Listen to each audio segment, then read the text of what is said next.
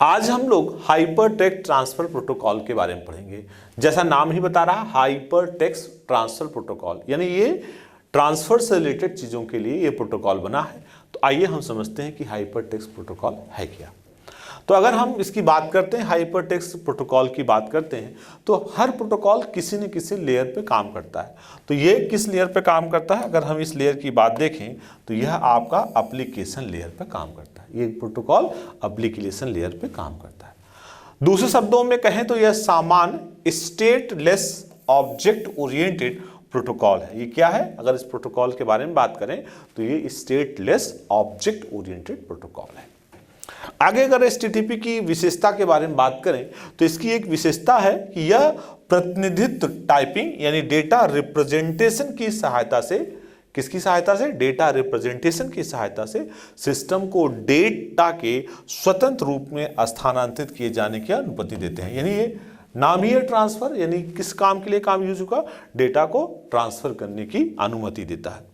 आगे HTTP की बात करें तो हाइपर टेक्स्ट ट्रांसफर प्रोटोकॉल 1990 के बाद से वर्ल्ड वाइड वेब यानी वैश्विक सूचना पहल द्वारा उपयोग में लाया गया। तो किसके बाद से, हाइपर टेक्स्ट ट्रांसफर प्रोटोकॉल 1990 से यानी 1990 से वर्ल्ड वाइड वेब के वैश्विक सूचना पहल द्वारा उपयोग में लाया गया। ठीक है, आइए हम थोड़ा सा इसके बारे में आगे डिटेल और देखते हैं।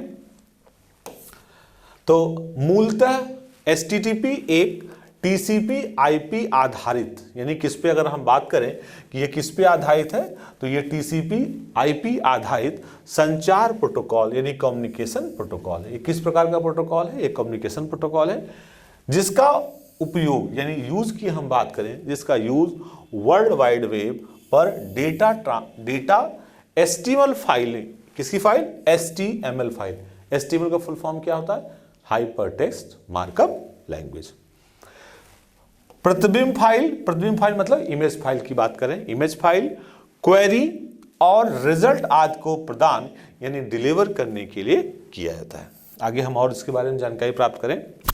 यह एक कंप्यूटर को दूसरे कंप्यूटर यानी एक कंप्यूटर को दूसरे कंप्यूटर के साथ संचार यानी कम्युनिकेशन स्थापित करने के लिए एक मानकीकृत यानी स्टैंडर्डाइज्ड स्टाइल प्रदान करता है।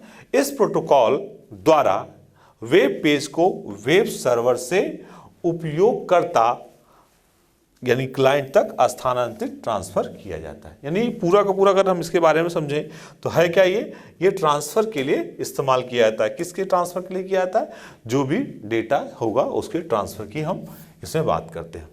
अगर आगे हम बात करते हैं डेटा यानी रिक्वेस्ट डेटा, ठीक है, डेटा यानी किस प्रकार, रिक्वेस्ट डेटा का निर्माण यानी कंस्ट्रक्ट कैसे किया जाएगा तथा सर्वर को भेजा जाएगा। मतलब डेटा रिक्वेस्ट किस प्रकार करेंगे और सर्वर किस प्रकार भेजेंगे, और सर्वर इन अनुरोध यानी रिक्वेस्ट का उत्तर आंसर कैसे देंगे HTTP संयोजन सहित कनेक्शन लेस।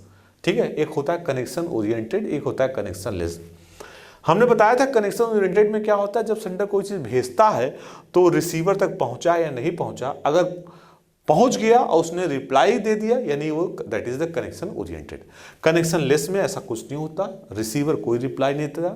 जैसे कि टेलीविज़न वाचक है, टेलीविज़न को में जो समाचार बोल रहे हैं तो वो समाचार बोल रहे हैं, लेकिन उनकी समाचार कौन कौन सुन रहे हैं उनको नहीं पता चलता, क्या आकाशवाणी में कोई सूचना दे रहे हैं। ठीक, और स्टेटलेस की हम बात करें, स्टेटलेस और मीडिया स्वतंत्र यानी मीडिया इंडिपेंडेंट है।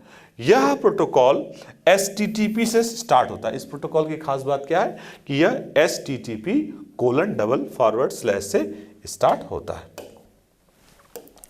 आगे हम और देखते हैं किस प्रकार, ये देखिए जैसे कि ये आपका वेब क्लाइंट, ठीक, वेब क्लाइंट की बात करें तो किससे जुड़ा है, वेब सर्वर से जुड़ा है, सर्वर साइड स्क्रिप्टिंग से जुड़ा है और आपका डेटाबेस से जुड़ा है। तो ये हाइपर टेक्स्ट प्रोटोकॉल यानी HTTP की बात करें, अगर आप वेबसाइट पे ध्यान देंगे यानी जहाँ पे अगर मैं बताऊँ ब्राउज़र होते हैं, ब्राउज़र में जहाँ पे URL टाइप करते हैं वहाँ अगर ध्यान से देखेंगे तो वहाँ पे वेबसाइट से पहले HTTP लिखा रहता है।